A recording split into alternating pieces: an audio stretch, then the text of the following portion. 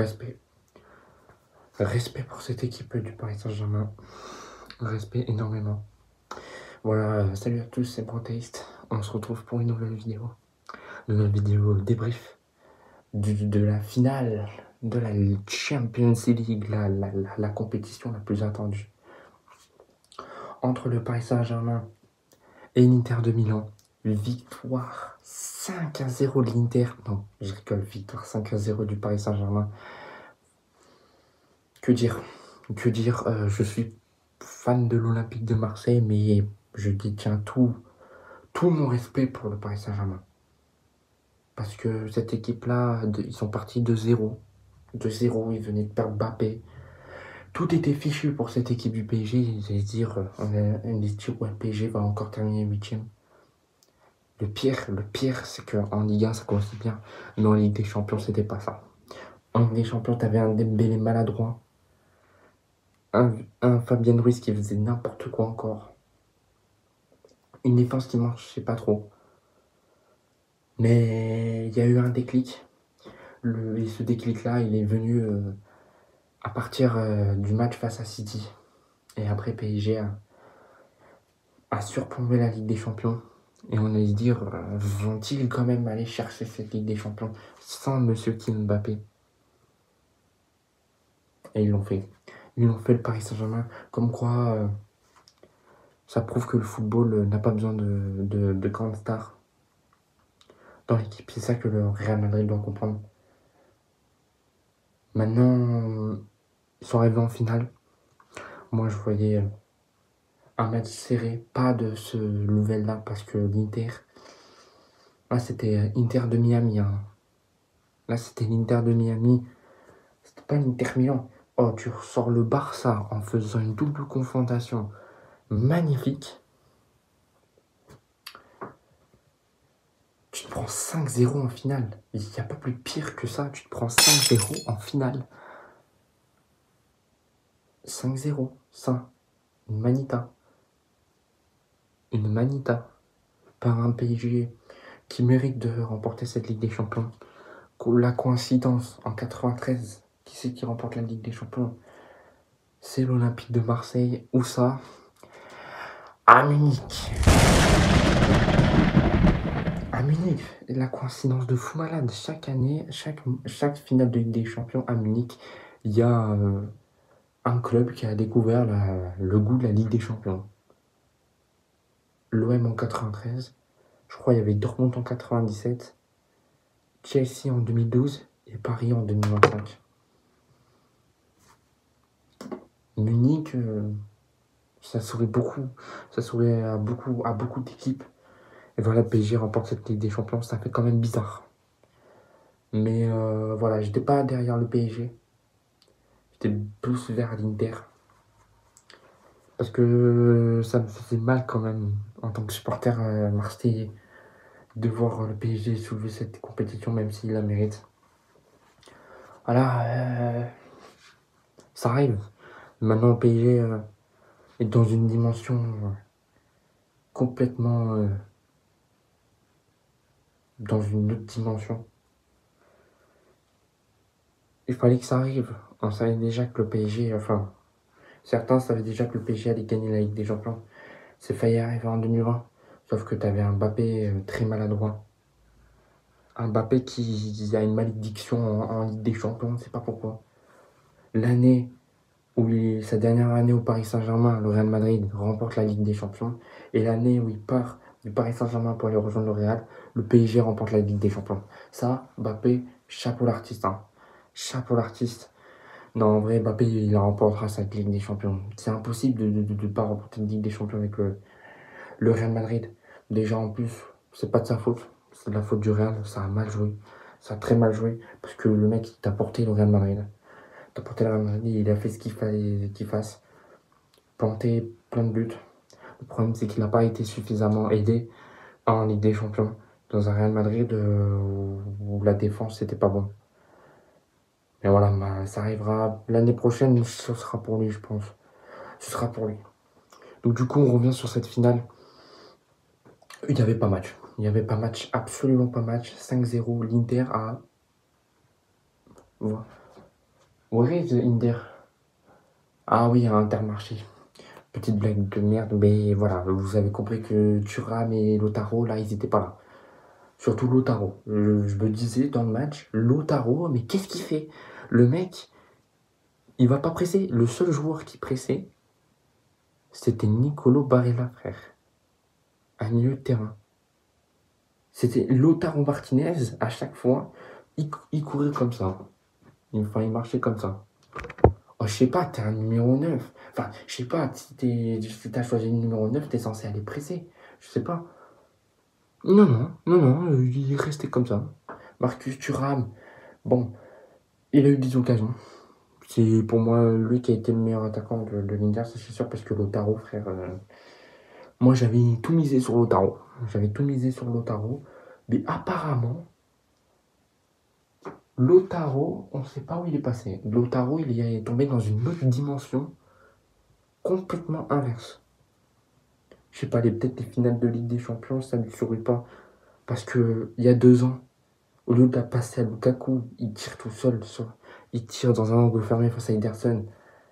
Ah ouais, mais non, mais Lautaro en finale de Ligue des Champions, bon. Chaud quand même, sur 2 années, sur 3 il fait 2 fois les finales de Ligue des Champions. On va pas dire, comment je peux dire? Ça n'a pas été top top. Ça n'a pas été top top. Là, tu te prends 5-0 par Paris Saint-Germain. Paris Saint-Germain avec une attaque stratosphérique. Kvaratskhelia. On n'en parle pas assez de ce joueur. Mais je vous promets je savais qu'il allait faire. Quand j'ai appris la signature de Viksha, désolé, Viksha Kvaratskhelia au Paris Saint-Germain, je me dis, ouais, c'est bon. Le Paris Saint-Germain va être carré par ce joueur parce que Kvaratskhelia, mettez une compilation de lui. Il est trop fort, et s'il n'est pas dans le top 10 Ballon d'Or, ça me choquerait un peu. Ça me choquerait un peu. Parce qu'il est fort, on l'avait découvert à Naples il y a 2-3 années. Tout simplement trop fort, ce joueur. Tout simplement trop fort. Désiré Doué. Je. Trop fort. Trop fort. Dembélé. Vraiment. Chapeau. Chapeau. Parce que tu passes du Dembélé Barça. Le pire, parce que Dembélé à Dortmund et Dembélé à Rennes. Ah, c'était très fort. Ah, c'était très fort. C'était très très très fort. Dembélé à Dortmund et à Rennes. Mais au Barça, non. Non, au Barça, non. Et au PSG, bah, il est revenu. Et la saison dernière, ça a été moyen. Mais cette saison-là, il a pris une autre ampleur. Et si c'est un joueur du Barça qui remporte le Ballon d'Or, Rafinha, c'est tout. Rafinha, c'est tout. Lamine Yamal, ok. Mais non. Je suis désolé si tu gagnes la Champions League, que tu fais un quadruplé, que tu es décisif, que t'es présente par toute la saison. Je suis désolé, au bout d'un moment, si t'es pas Ballon d'Or, France Football, il faudrait peut-être se remettre en question. C'est ce qui est arrivé à Vinicius Junior. Oh, comme c'est bizarre. Comme c'est bizarre. Ah, je sais pas. Non, non, non, non. Non. Après, vraiment, la saison Dembélé peut faire une saison XXL. Hein. Parce que là, c'est pas encore fini. Il y a le Final Four de la Nation League où il peut remporter encore un trophée. Il peut remporter 5 trophées. Après 6, après 7. Je vous dis, non, Dembélé peut avoir une excellente saison. Et s'il remporte la Nation League, où il est le buteur, s'il remporte la Nation League, je suis désolé, c'est lui le Ballon d'Or. C'est lui le Ballon d'Or. Il aura tous les trophées qu'il a pu jouer, il les aura remportés.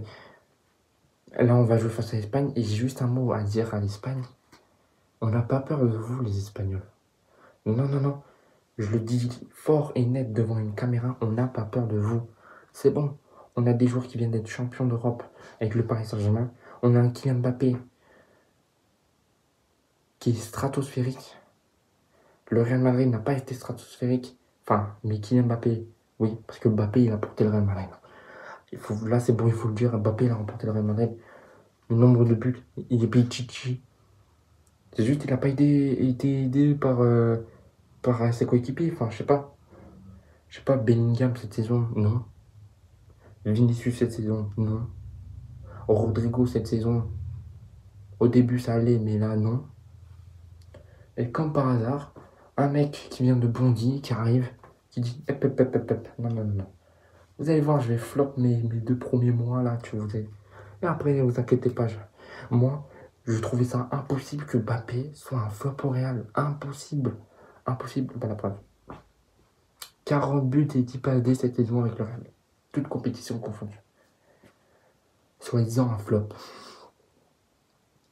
Au bout d'un moment, les gars, il faut attendre la fin de saison. Et même moi, c'est vrai que même moi, je l'avais dit. Donc, moi aussi, là, je m'excuse. Mais en vrai, maintenant, quand on dit qu'un joueur il flop, il faut le dire à la fin de la saison. Pas dès les 3 premiers mois. C'est un manque d'as. Il lui fallait de la confiance. Il lui fallait de la confiance. Parce que ça faisait 7 années qu'il était resté en France. Là, c'est une toute autre culture. C'est une toute autre culture. C'est pas la même. C'est pas la même. Mais voilà, c'est sûr, il va gagner une champion. Donc parlons du coup des joueurs du Paris Saint-Germain. Donnarumma, il a été bon, même s'il n'avait rien à faire. Nuno Mendes, très solide, vraiment. Pacho, c'est qui ce joueur? Eh non mais, le Real Madrid, mettez votre petit chèque là. Allez, voilà, pour aller chercher le joueur. William Pacho. Je connaissais même pas ce joueur de base. Et le mec, il m'a fait taire. Avec Marquinhos, taille patron, Marquinhos qui soulève enfin la Ligue des Champions. Voilà, il a un temps mérité parce qu'il a été tant critiqué, ce joueur, mais il est resté 13 ans au club, 13 ans au club, comme resté 13 années au club. Il faut le faire. Il faut le faire. Hakimi. Stratosphérique. Hakimi stratosphérique. Le mec, je suis sûr que tu peux le faire jouer ailier. Et le mec, il est stratosphérique. Il était déjà stratosphérique avec l'Inter, mais avec le PSG, c'était métamorphosé. Métamorphosé. Le milieu de terrain, João Neves, c'est le joyau. Qu'est-ce qu'il est fort. Qu'est-ce qu'il est fort. Fabien Ruiz. Au bout d'un moment, il faudrait peut-être arrêter de se foutre de notre gueule. On savait que t'étais bon, mais il fallait pas le cacher. Depuis l'Euro espagnol, il est tout simplement stratosphérique. Après le début de saison, voilà. Vitinha, bon. La première saison, c'était merdique, mais même la saison dernière, c'était trop fort. Les 2 années, là, c'est confirmé, Vitinha, c'est un top joueur. Un top joueur. Et le Paris Saint-Germain n'est pas allé chercher pour rien de Porto. Non, non, non, il n'est pas allé chercher pour rien. Ensuite, Kvaratskhelia. J'en ai déjà reparlé, mais vraiment, ce mec-là a des grandes chances de remporter le Ballon d'Or prochainement.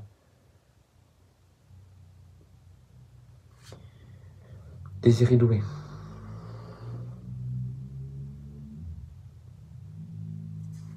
Désiré Doué, lui aussi.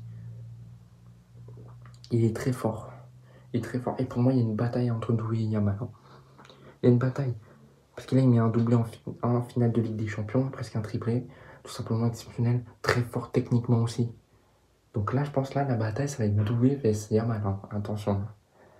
Et il y a des supporters barcelonais qui vont pas être d'accord. Ouais, Yamal est plus fort. Paris Saint-Germain, ouais, Doué, non, il est plus fort. Nanana. On sait pas ce qu'il va venir. Et du coup, j'en étais où ouais, Désiré Doué, vraiment très très très fort.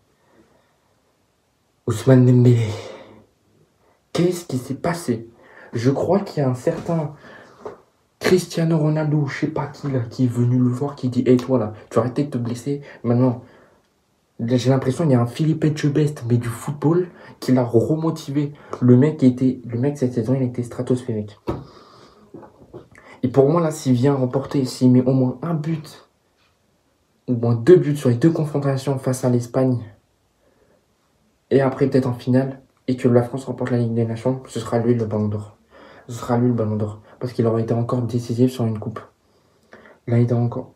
Parce que là, il était buteur. Enfin, non, je crois pas qu'il a été buteur. Non, je crois qu'il était double passeur. Dembélé. Double passeur. Mais pour moi, s'il remet 2 passes D au moins, ou un but, 2 passes D, sur la double confrontation, enfin sur la confrontation face à l'Espagne et puis face à la France, il est ballon d'or. Il est ballon d'or et désolé de le dire. Parce que là, c'est-à-dire que là, il aurait été décisif sur la Ligue des Nations, sur la Ligue des Champions, sur le reste. En plus, je crois qu'il a terminé meilleur buteur de la Ligue 1 quand même. Donc oui, pour moi, c'est lui qui doit remporter le ballon d'or. C'est bon. C'est bon. Là, pour moi, il met un but et une passe D là, face à l'Espagne. Ballon d'or. Et que la France remporte la Ligue des Nations. Ballon d'or. Même là, pour moi, il est ballon d'or. Quand tu fais une saison exceptionnelle et que tu es décisif en finale de Ligue des Champions et que tu remportes la Ligue des Champions, normalement, c'est censé sonner. Mais apparemment, depuis l'année dernière, je me suis posé des questions. Et depuis l'année dernière, apparemment, non. Tu mets un but en finale de Ligue des Champions qui permet à ton équipe de gagner. Non, tu te fais prendre le ballon d'or. Oui, non, mais au calme, au calme. Moi, ça m'avait pas trop plu. Vinicius ou Bellingham méritait.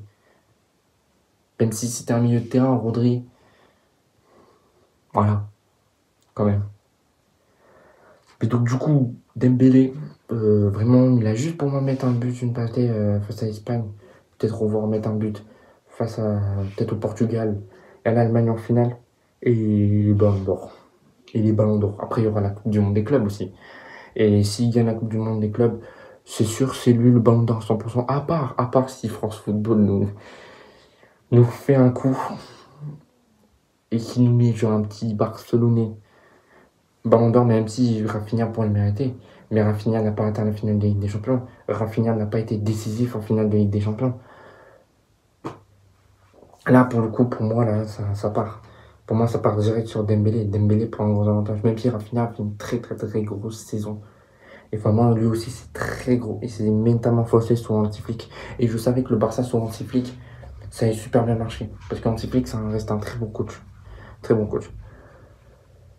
Bah, du coup, voilà, le PSG remporte sa première Ligue des Champions. Le PSG remporte sa première Ligue des Champions, c'est mérité. C'est mérité. Après l'OM, le Paris Saint-Germain, à savoir quel est le prochain club français qui remportera cette Ligue des Champions. Est-ce que ce sera encore Paris Saint-Germain? Est-ce que ce sera de nouveau l'OM? On espère.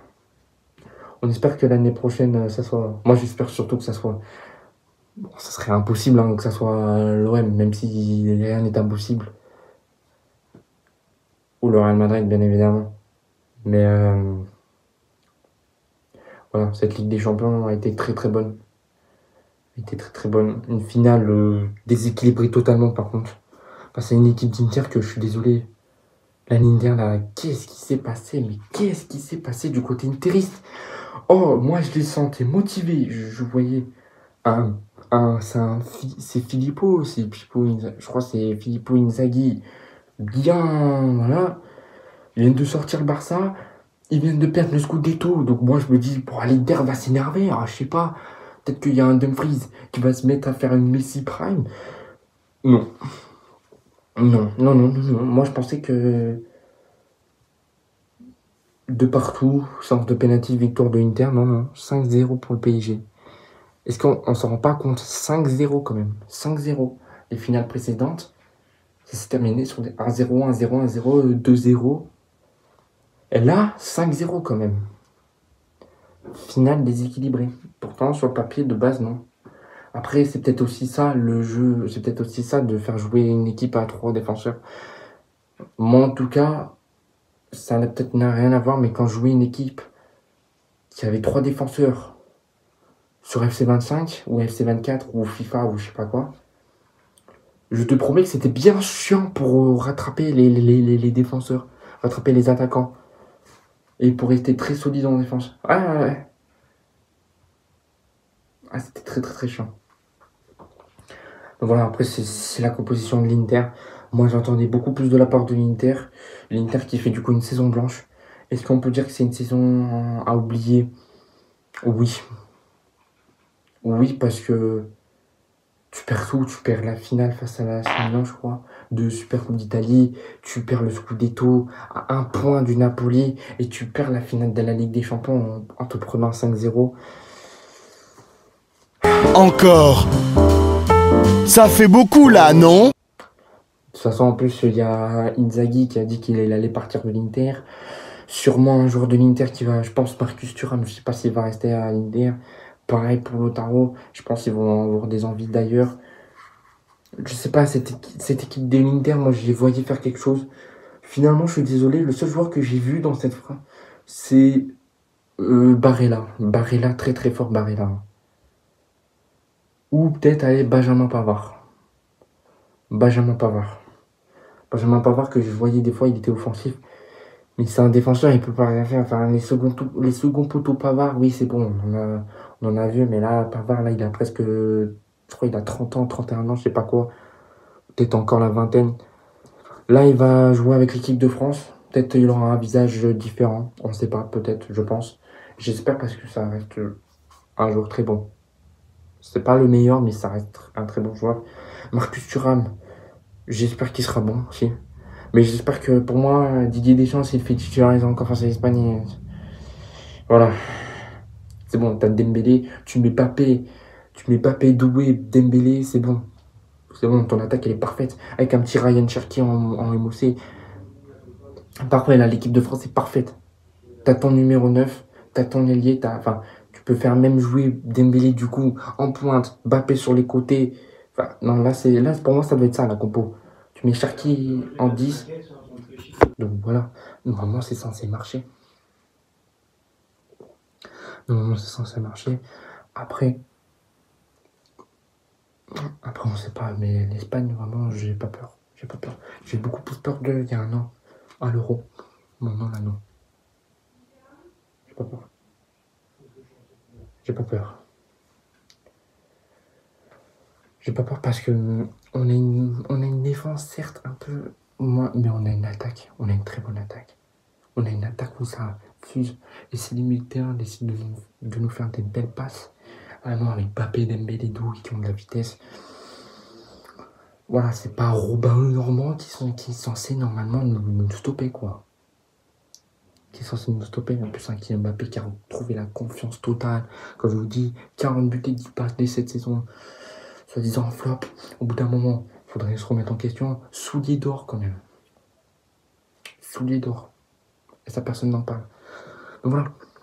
Là, la France, les Champs-Élysées, bah, ils vont être blindés parce que là où je poste la vidéo, ça veut dire dimanche 1er juin, le PSG, normalement, le PSG, normalement, il est encore à Munich.